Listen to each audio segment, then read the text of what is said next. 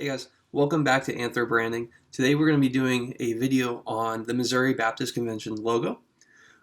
This is going to be the first part of a few different videos that we're going to do.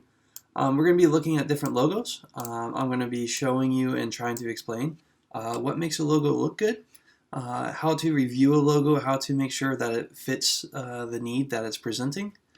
So for this logo, like I said, we're going to be looking at the Missouri Baptist Convention logo.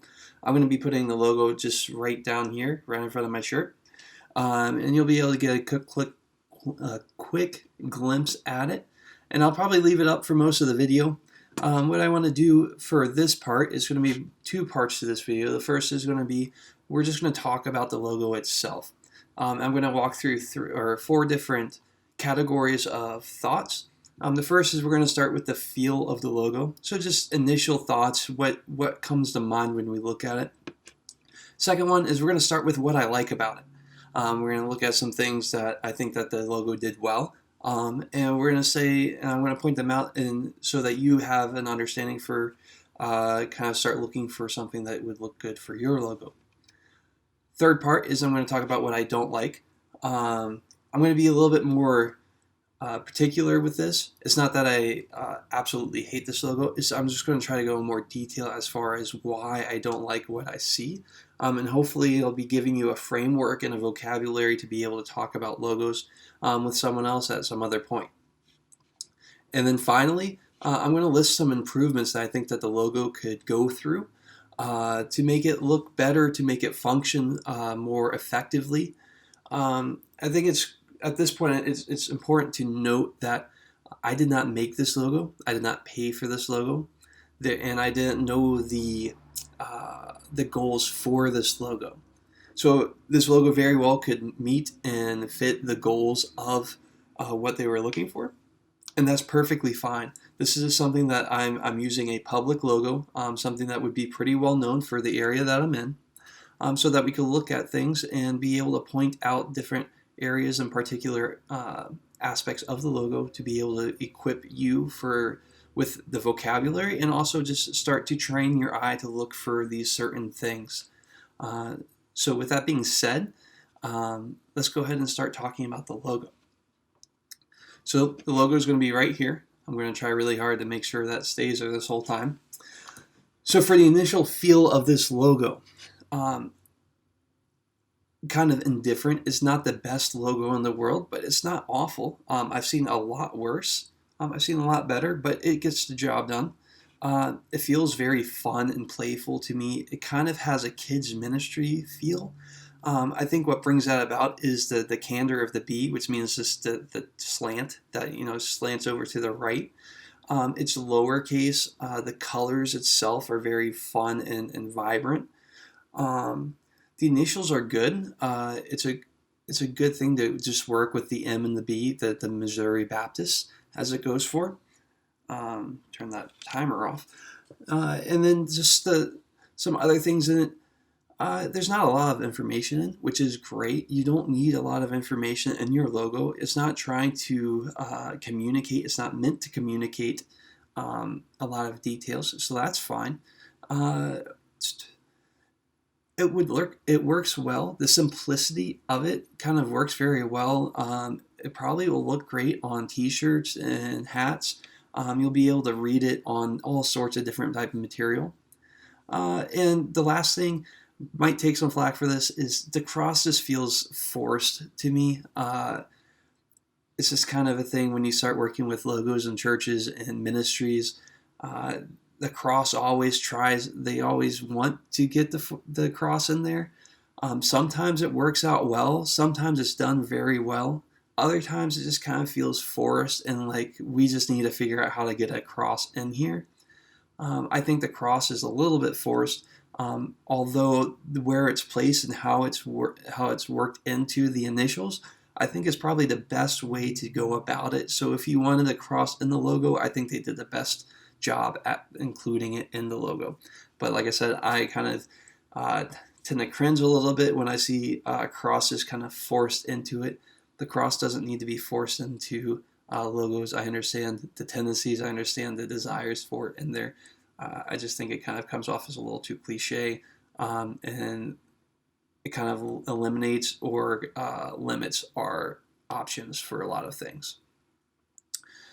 So moving on to what I like about the logo. Well, I like the fact that it's simple, it's readable, it passes the two-color rule, which the two-color rule simply means that if you can't use only two colors on your logo to distinguish the parts and to be able to read it, then your logo is too complex. Everything in your logo needs to be able to be distinguished by using only two colors. So here we see the blue and the green. It helps distinguish the M and the B, and it works beautifully. It's simple. Like I said earlier, it probably works really great on shirts, on hats, on signs. It probably works very well across the board on a lot of things, and that's due to the simplicity of it. It's easy to read. You don't have to force yourself to kind of figure out what letters are involved. So it's simple. It's great. Moving on, it uses negative space. So what I mean by negative space is that it uses gaps in the logo itself to create other icons or symbols. And so here the cross would be considered the negative space of the logo. So that would be kind of the see-through aspect of it. So they cut the cross out of that B. So if you put it on a blue background or a black background, the background is going to come through in that space, but it's still going to allow you to read the B and the logo. I really enjoy using that, and that is something that helps the logo maintain a more modern appearance, a big move in the design field is towards negative space and simplistic logos. If you've seen like any TV networks like USA or A&E, they're all using negative space in their logos that they keep at the bottom right or left of the screen. Other logos are going more simplistic, like that. The FedEx logo is very simple, yet it uses the negative space between the E and the X to make an arrow pointing forward. Stuff like that. Very simple. Great use of negative space here. Like I said, I think this is the best way to utilize a cross in this logo and these initials. Not my favorite, but it's good. It's the best that they can do with it. So props to them for incorporating that well. Another thing is, if you go to their website, they've utilized this logo beautifully throughout all their mediums. So if you look at their Who We Are video, if you go to that portion of their link, of their website, and you watch it, you'll see that they utilize not only the colors of the logo, but they use the same font, and they also utilize elements of the logo, like the shadow of the cross that's in the B. You'll see that throughout the video at different points. And I think they did a really great job of using it to its fullest extent. It completely, that's what you would consider branding of an organization, where they're taking the logo, they're using the colors, they're using the font, they're using different elements, and they're incorporating it across the spectrum of everything that they have. And because the logo is simple, because the logo isn't super detailed, it's not hard to take pieces out of it and utilize it in other areas to maintain this congruence across the spectrum. So that was an awesome job that they did with it. Moving on to some areas that I don't like. I'm not going to touch on the cross again because you guys know my thoughts on that already.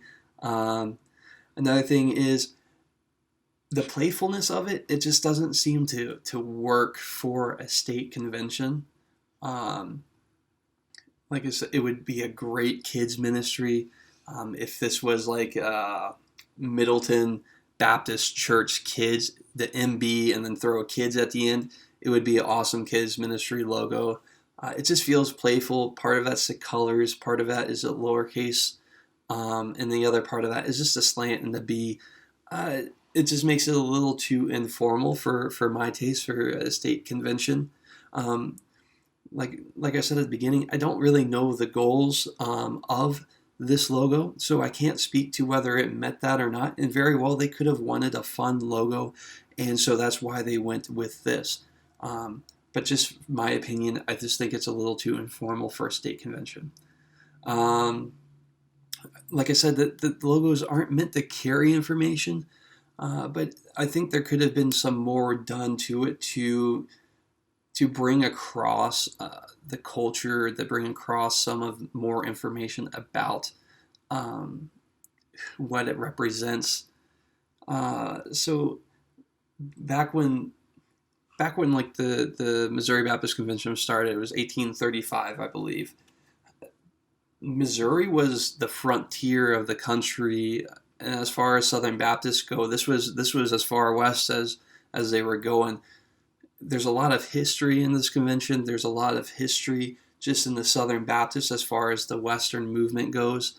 I think we could incorporate a little bit more history, maybe go a little bit more rustic or whatnot with the logo to kind of help convey just who the Missouri Baptists are.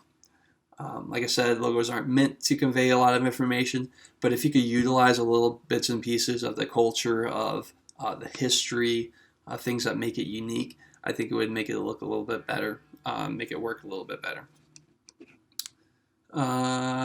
Moving on to the word mark of the logo. So if you look past the MB, well, you'll see the Missouri Baptist part of it. I have a lot more issues with this than I do with the initials.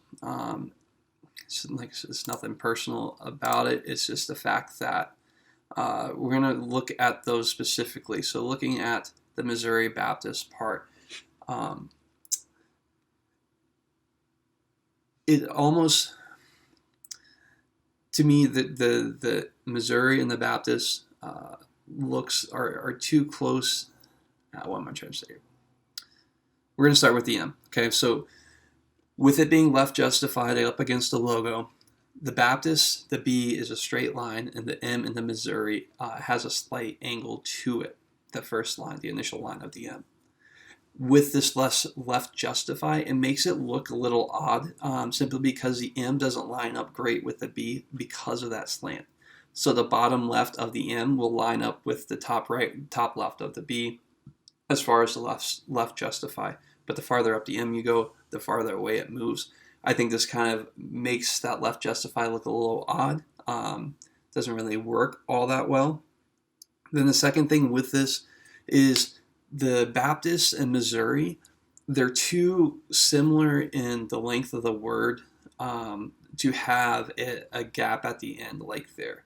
It almost looks like it was just thrown there. There was nothing done with the Baptist, the letters. There's no attempt to kind of make it line up. With this font, honestly, it might look better if the Missouri Baptist was like a center justified. So the gaps on both sides of the Baptist, like there'd be a gap on both sides of Baptist to help it line up a little bit better, be a little bit more visually appearing. Not visually appearing, visually attractive, appealing. So those are the two things I think. What could have done is they could have done something with the font to do a bold and do a skinny to kind of help with the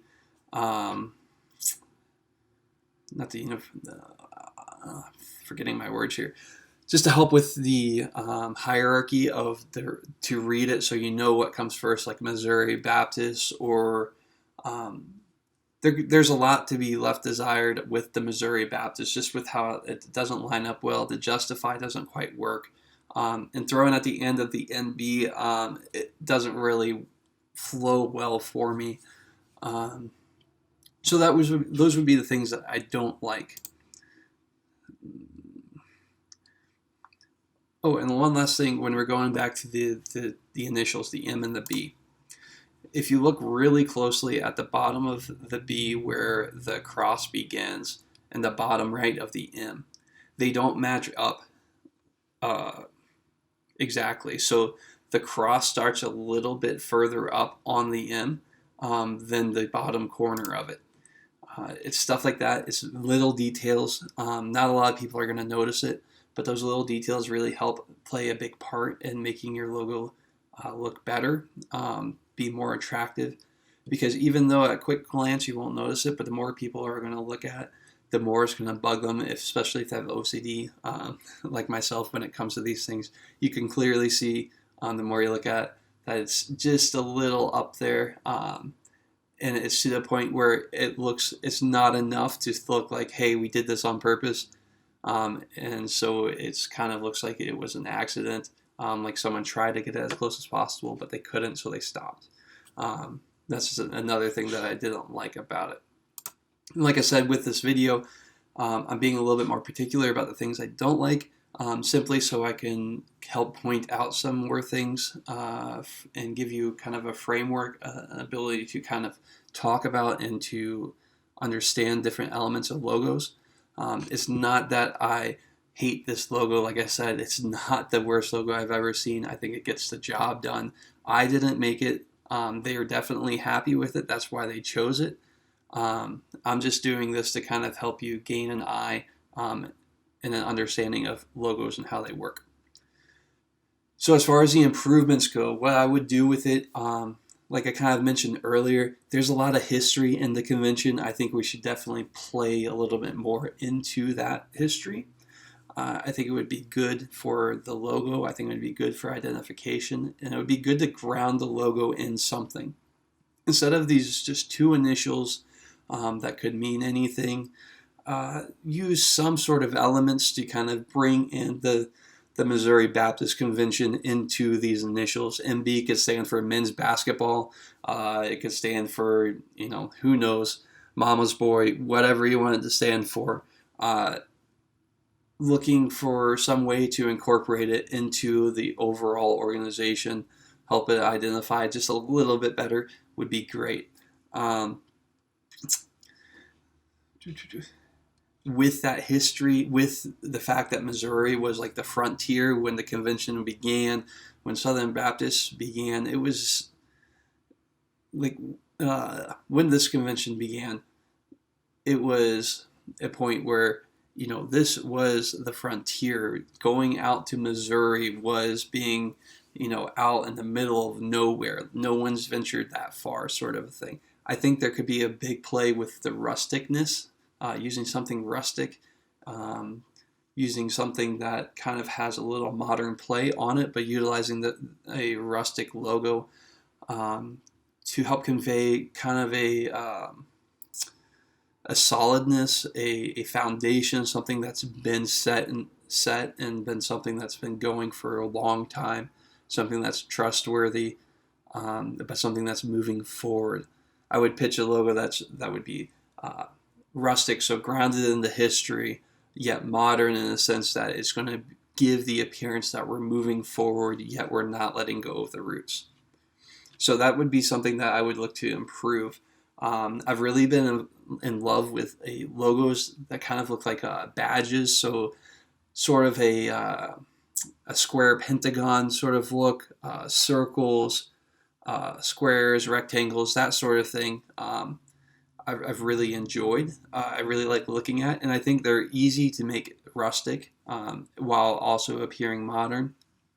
So that might be a direction that I would go with this logo.